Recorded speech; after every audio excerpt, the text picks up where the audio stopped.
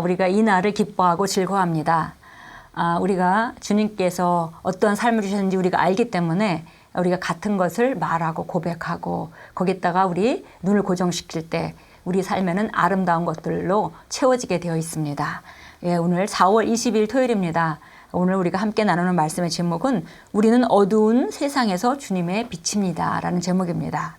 예, 정말 제목만 읽어도 이 어둠 세상에 우리가 빛이다, 주님의 빛이다 라고 우리가 그 고백하는 이 말을 입에 담는 순간에 이미 우리가 성령의 기름 부음으로 충만해지는 것을 느낍니다.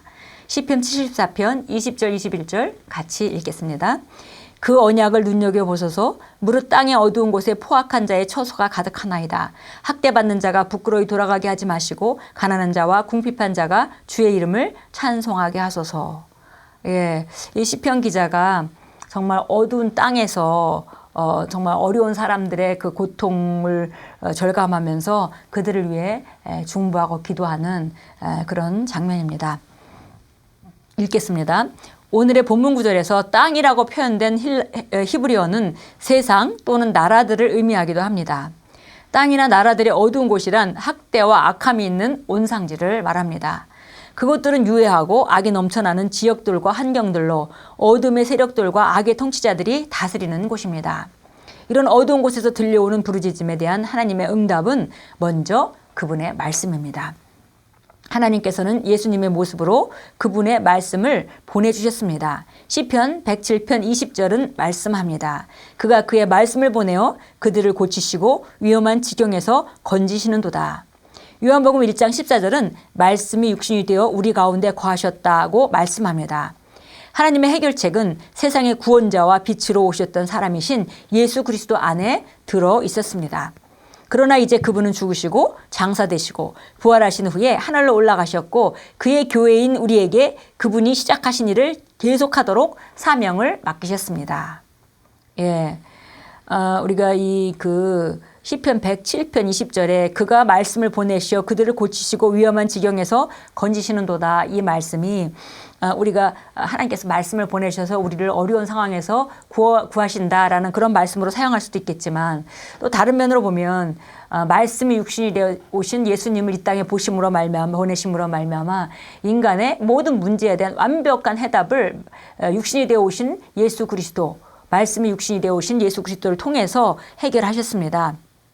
예, 그래서 이제 그 땅에 예수님이 오심으로 말미암아 정말 하나님의 해답이 온 것이고 그것은 그 육신을 입으신 말씀이 육신이 되어 오신 그분을 보내심으로 인류의 모든 문제를 해결하셨습니다. 그런데 지금 이 세상에서 여전히 악이 관영하고 그런 어두운 곳들이 많이 있죠. 포악자들이 정말 처소가 있습니다. 그러나 지금 하나님께서 이제 계획하신 것은 예수님은 그 당시에 오셔서 그 일을 하고 이제 하늘나라로 가셨고 이제 이 땅에는 바로 그분의 몸이신 교회가 있다는 것입니다. 교회의 구성원인 우리에게 그분이 시작하신 일을 계속하도록 사명을 맡기셨다는 것입니다. 이제 우리가 말씀을 가지고 다른 사람에게 그 빛을 전달하는 역할을 예수님이 하던 그 일을 우리가 연장해서 하도록 되어 있습니다. 이사야서 53장 10절은 말씀합니다. 그가 씨를 보게 되며 그의 날은 질 것이요 또 그의 손으로 여호와께서 기뻐하시는 뜻을 성취하리로다. 우리가 그분의 씨이며 그분은 오늘 우리를 통해 고치시고 구출하시며 구원하십니다. 예, 그래서 예수님께서 그 당시에 구원자로 오셔서 완벽한 한 번의 제사와 부활하심으로 말미암아 완벽한 길을 예비하시고 모든 인류가 모든 문제로부터 해결할 수 있는 완벽한 길을 예비하셨다면 그 길을 소개하고 그 길을 통해서 다른 사람들이 그 길로 올 수 있도록 하는 구출하고 구원하는 일을 이제 이 땅에서 우리가 그리스도의 몸인 우리가 하게 되어 있습니다. 우리는 어두운 세상에서 그분의 빛입니다. 마치 예수님께서 요한복음 1장에서 말씀하시듯이 빛이 세상에 왔지만 어둠이 그를 영접하지 아니하였다. 그래서 그러나 누구든지 그를 영접하는 자에게는 하나님의 자녀가 되는 권세를 주셨다. 예수님이 그 어두운 가운데 빛으로 기능하고 계셨습니다. 근데 그와 마찬가지로 지금도 여전히 어두운 곳에 우리가 갈 때 우리가 빛으로 그곳에 가게 되는 것입니다. 그래서 우리는 어두운 세상에서 그분의 빛입니다. 예수님께서 오셔서 이렇게 말씀하셨습니다. 나는 세상의 빛이니 나를 따르는 자는 어둠에 다니지 아니하고 생명의 빛을 얻으리라. 그분은 또한 마태복음 5장 14절에서 우리에 관해 너희는 세상의 빛이라고도 말씀하셨습니다. 네, 예수님께서 요한복음 8장 12절에서 나는 세상의 빛이라. 그래서 나를 따라온다면 너희가 어두운 가운데 걸을 필요가 없고 밝은 빛 가운데 생명의 빛을 얻게 된다. 이렇게 말씀했습니다. 그런데 거기서 끝나지 않고 마태복음 5장 14절에서는 너희도 세상의 빛이다. 너희는 이제 세상의 빛이라고 말씀하셨습니다.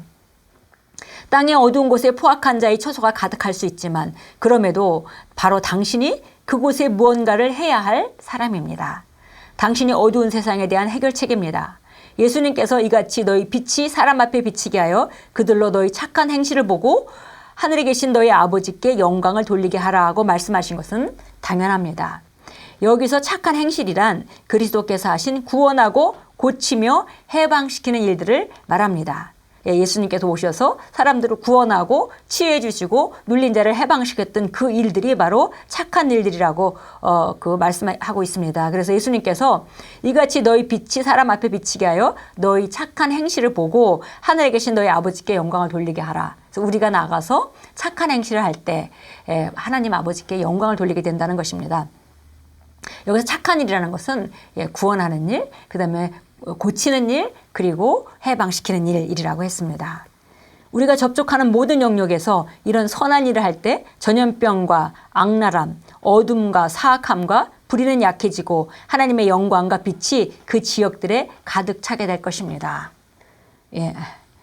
정말 우리가 빛으로 부르심을 받았고 우리가 만약에 빛이 없는 곳에 정말 어둠이 짙고 그리고 땅의 어두운 곳에 포악자의 처소가 있는 곳에 우리가 간다면은 빛이 한 줄 빛이 간 것이고 우리로 말미암아 더 많은 빛들이 그곳에 생겨나게 될 것입니다. 그래서 우리가 착한 행실로서 그 일을 하는 것인데요. 착한 일은 딴 것이 아니라 구원하고 그다음에 고치고 그다음에 해방시키는 것입니다. 참고 성경 보겠습니다. 빌립보서 2장 15절입니다. 빌립보서 2장 15절 보겠습니다. 2장 15절입니다. 이는 너희 하나님의 아들들이 흠없고 순전하여 삐뚤어지고 변질된 민족 가운데서 책만 받지 않게 하려 함이니 너희는 세상에서 빛들을 비추는 자들이니라. 우리가 빛을 비추는 또 한 방식에 대해서 얘기하고 있는데요. 하나님의 아들로서 흠없고 순전하고 삐뚤어지고 변질된 민족 가운데서 책망 받지 않고 오히려 우리가 빛으로 어둠을 쫓아내는 그 일을 하도록 세상에서 빛들을 비추는 자들이라 그랬습니다. 여기서 보니까 사도 바울이 빌립보 교회에 쓰는 그 편지에서 12절에 이렇게 말합니다. 나의 사랑하는 자들아 너희가 항상 복종했던 것처럼 내가 있을 때뿐만 아니라 내가 없는 지금도 더욱더 두려움과 떨림으로 너희 구원을 온전히 이루라. 그래서 정말 우리 안에 역사하시는 그분의 능력을 따라서 그분의 선한 기쁘심에 따라 그 뜻을 두고 우리에게 행하도록 권면하고 있습니다. 그래서 모든 일에 원망이나 다툼이 없도록 해라. 그래서 아름다운 삶을 삶으로 말미암아 순전하고 흠이 없는 그런 자로 우리가 이 삐뚤어지고 어그러진 세상 안에서 책만 받지 않고 오히려 그 아름다움을 통해서 세상에서 빛들로 기능하라 이렇게 말씀하고 있습니다. 마태복음 5장으로 가겠습니다. 마태복음 5장 15절 16절 보겠습니다. 15절 16절입니다. 또 사람들이 촛불을 켜서 곡식되는 말 아래 두지 아니하고 촛대 위에 두나니 그러면 빛이 집안에 있는 모든 사람에게 비추느니라. 그러므로 너희의 빛이 사람들 앞에 비치게 하여 그들로 너희의 선행을 보게 하고 또 하늘에 계신 너희 아버지께 영광을 돌리게 하라. 하나님께서 우리를 빛으로 만드신 것은 어둠을 비추기 위해서 만들었다는 것입니다. 그래서 빛들끼리 모여있는 것도 좋겠지만 빛의 목적은 어둠을 비추는 것이기 때문에 어두운 곳에서 우리가 빛을 비춰야 되는데요. 그 빛은 다른 빛이 아니라 하나님의 영광을 드러내는 것입니다.